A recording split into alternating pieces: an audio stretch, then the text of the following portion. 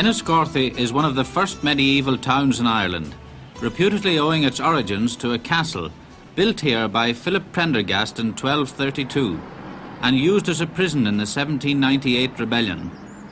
The castle now houses one of the finest local museums in the country.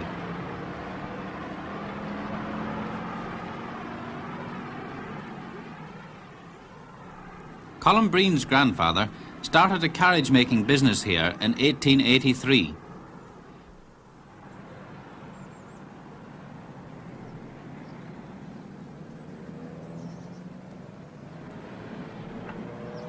The Breens entered the business at a relatively late stage. Horse-drawn vehicles were still very popular, but this was the eve of the motor car.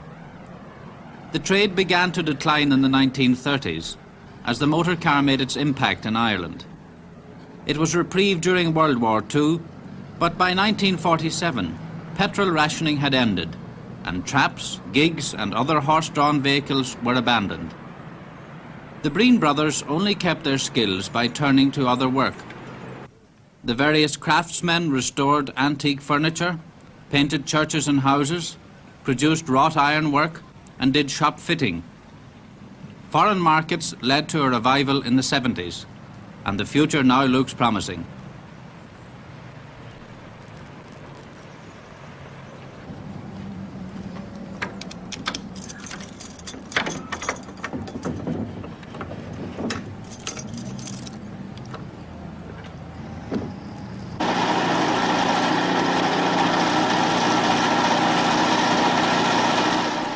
Carriage making is not a single craft.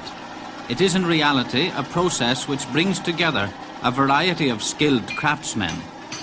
There are 5 crafts involved: the coachsmith, the bodybuilder, the wheelwright, the coach painter and the upholsterer.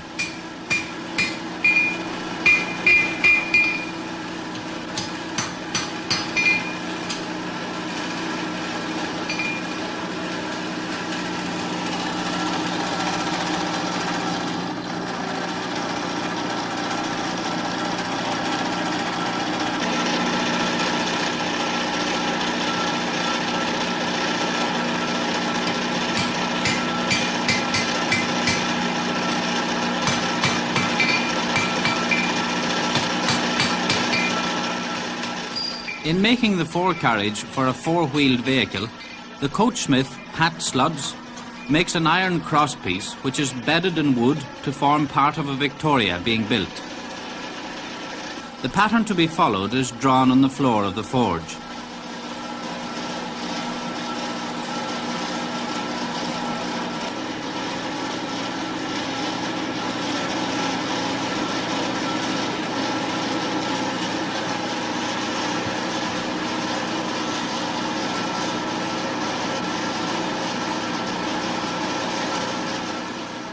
Though mail coaches, goods drays, large and small carriages, and coaches for the gentry were usually all fitted with 4 carriages, the vast majority of horse-drawn vehicles in Ireland were 2-wheeled.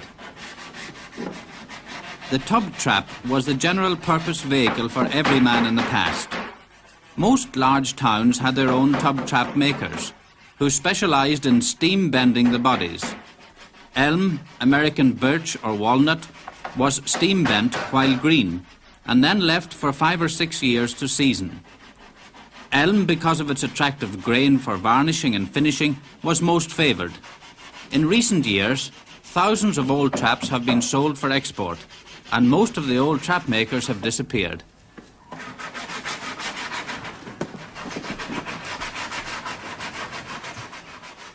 The Breens also do a lot of restoration work. This is a rally car.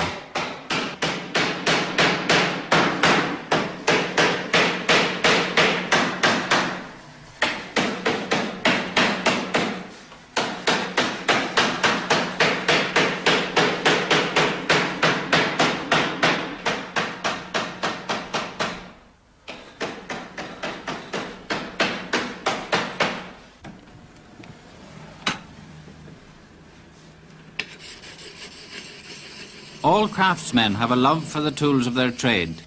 This love is seen in the care they take of them. Getting a good edge on the large turning chisels prior to shaping a spindle is an essential task. Kevin Breen, a brother of Colum's, is an expert wood turner and makes the delicate spindles for the gigs.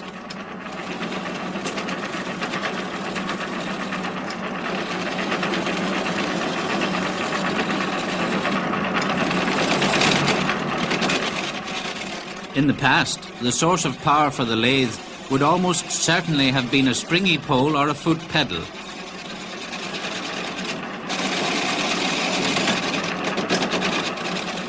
A variety of chisels is used to mould the different patterns.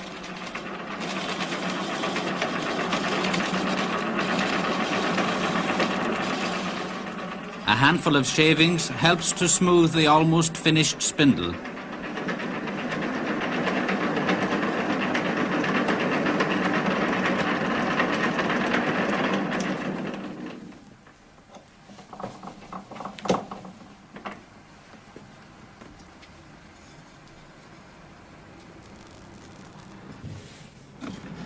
The ends of the spindle are trimmed at the bench before being twisted into position in the body of the spindle gig.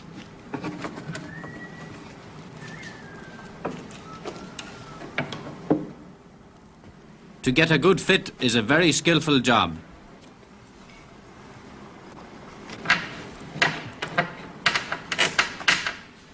The reason for the recent success of the Breens is the revival of interest in the horse. In America, Canada, Australia and New Zealand, people are collecting, displaying and using for leisure horse-drawn carriages of every description. In the United States alone, it is estimated that there are 9 million carriage horses, and this number far exceeds the number there in the second half of the 19th century, at the time the West was being colonized.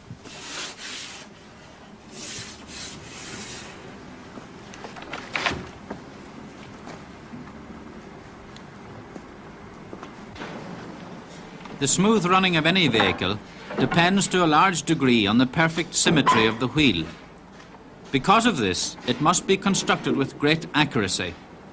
Any irregularity or unevenness not only makes for discomfort, but also excessive wear and an inevitable breakdown.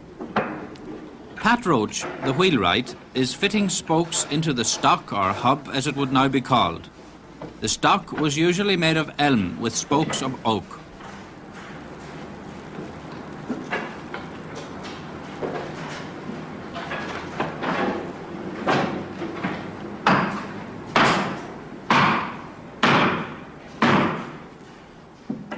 Setting the spokes in the stock is a delicate job, for the more they are driven home, the more difficult it becomes to correct faults.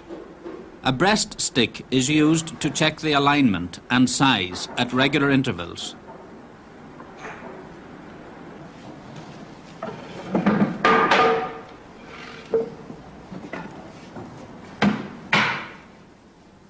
All timber used in the manufacture of a wheel must be well seasoned, a process that can take 10 years or more.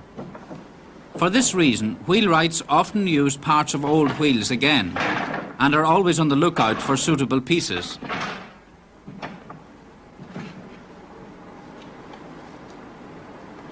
The felloes which surround the wheel are generally made of ash, which is very flexible and has great strength. After the first fellow has been loosely fitted, a tool called a spoke lever or a spoke dog is required. This draws the spokes together for the final fitting, and when removed, the tension on the spokes keeps the fellows in place.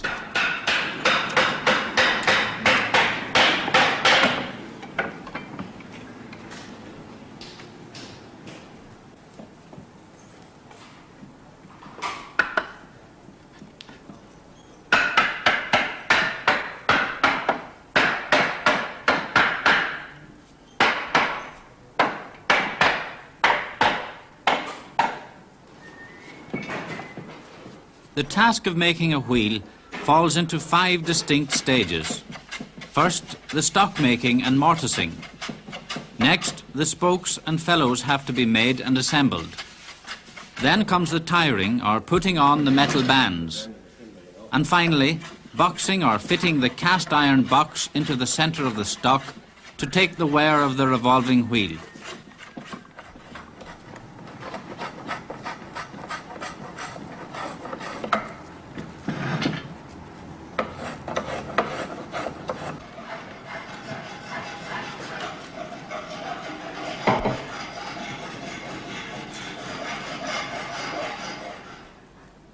Back in the forge, the wheel approaches the next stage. A traveller, which works on the same principle as the surveyor's wheel, measures out the length of metal required to band the wheel.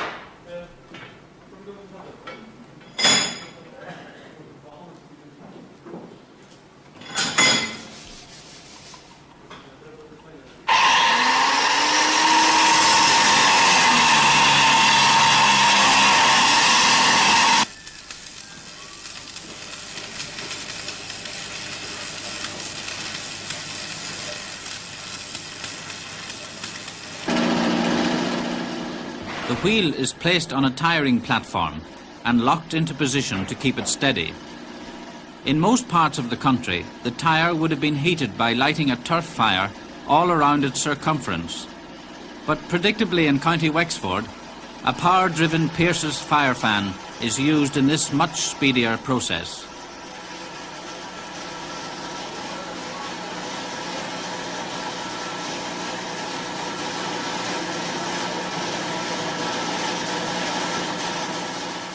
Wheel dogs are used to turn the hot metal band and later to lift it onto the wheel.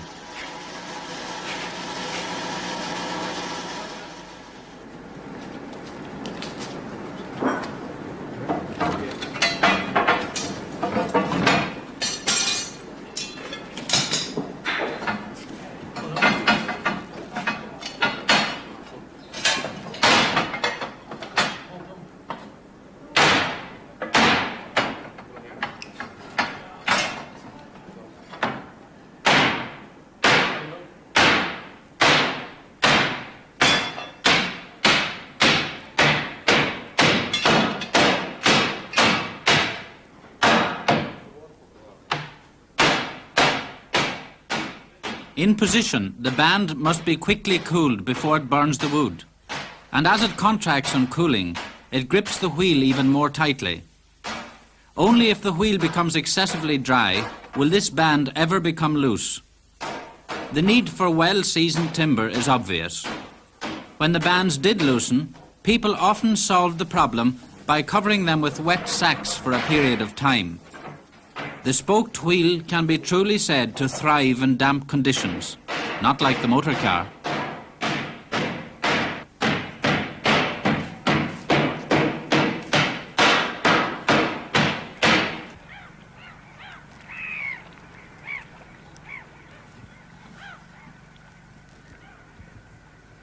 Perhaps it was the finish more than anything else which made old horse-drawn vehicles so distinctive.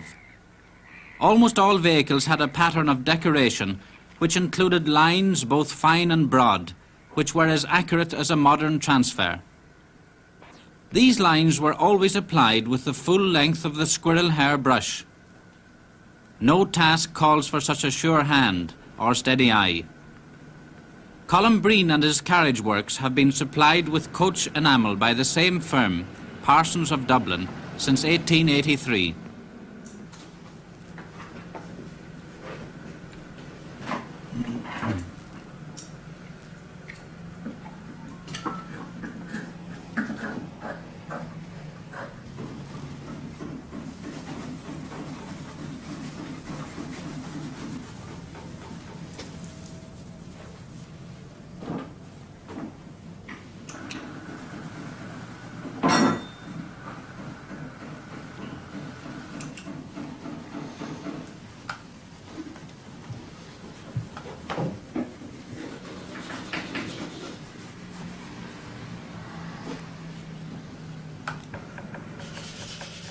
Before this stage is reached, much preparation has taken place. The wheel is sanded and primed to give later coats a key to the original timber. Undercoated, filled and sanded again. From 10 to 12 coats of paint are applied to give the desired finish. All paint is brushed on to give a depth of paint and a mirror finish. Sprays are just not satisfactory. The early motor cars, by the way, also had this type of finish in pre-assembly line days.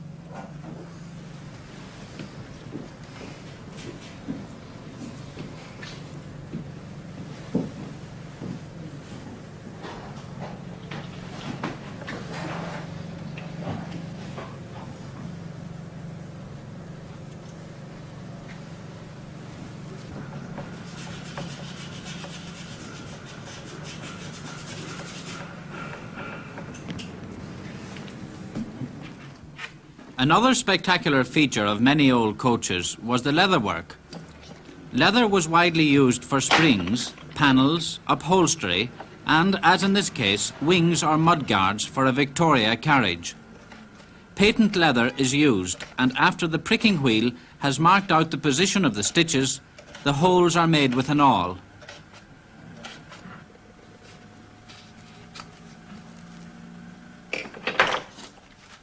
The leather is sewn using 2 needles. This two-handed action was once a common sight in the workshops of harness makers, boot makers, and other leather workers. The thread is waxed to make it water repellent.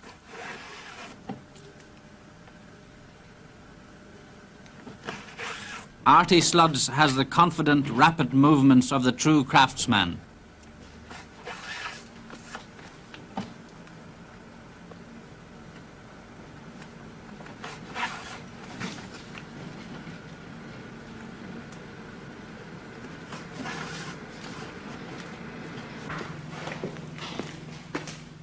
Though much of the Breen's work consists of repairs and restoration, the works also manufacture new vehicles. The 4-carriage seen earlier under construction was for a Victoria. As the various parts come together, the completed vehicle takes shape.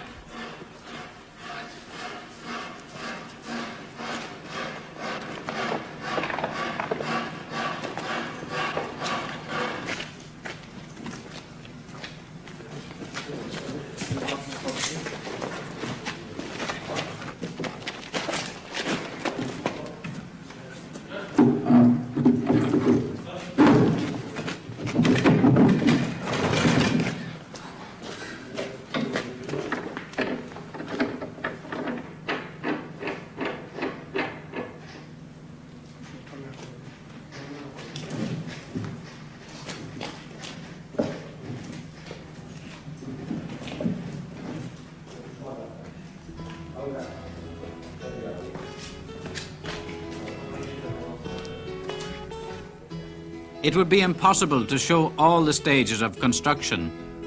The magnificent upholstery in this vehicle is reminiscent of the grandeur of another age.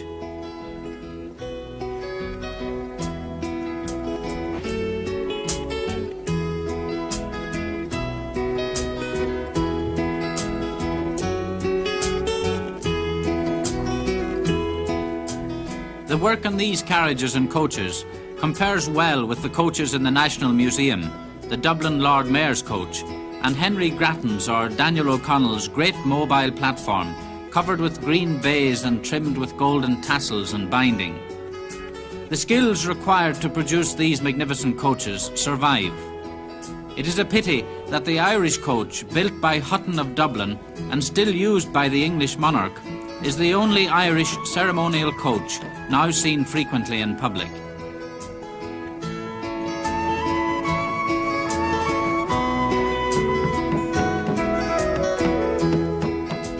It has been estimated that there are, or were, 200 types of horse-drawn vehicles, not counting hybrids.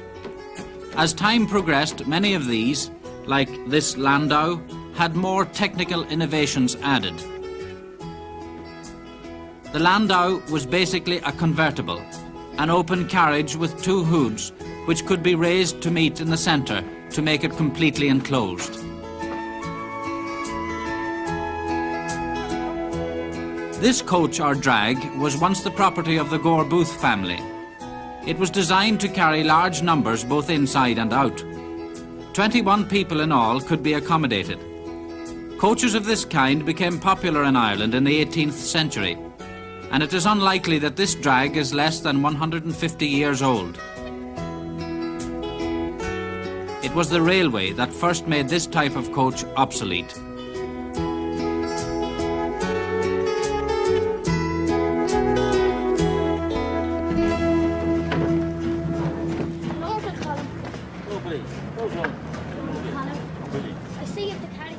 This drag, which was completely built in Breen's works, is for sale.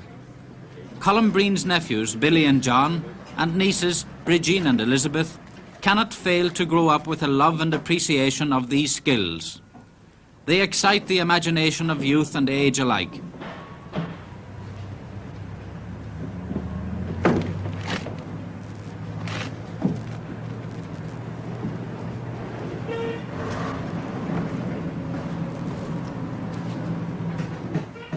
The drag would normally have been pulled by 4 horses, 2 pairs harnessed on each side of a splinter bar.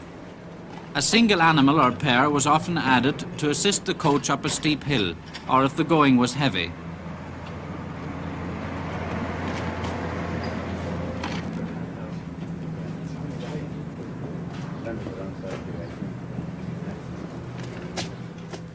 The strap windows remind us how much the early railways borrowed from the coach builders.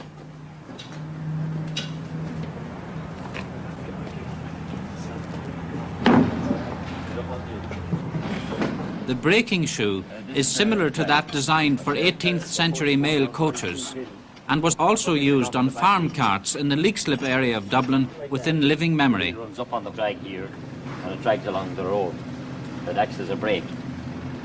The coach itself is a ton weight, only 4 horses pulling it.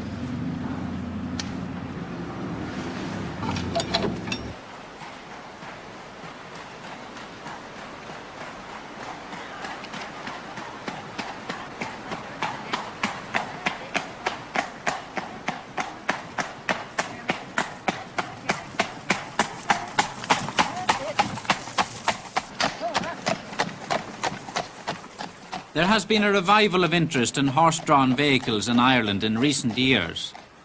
The Driving Club of Ireland now holds regular rallies for such owners. Powerscourt, near Enniskerry, County Wicklow, was the venue for this rally. As with motor car rallies, the contestants are timed over a prepared course. But compared to the screaming whine of engines, the soothing sounds of the animals' hooves are much more pleasant.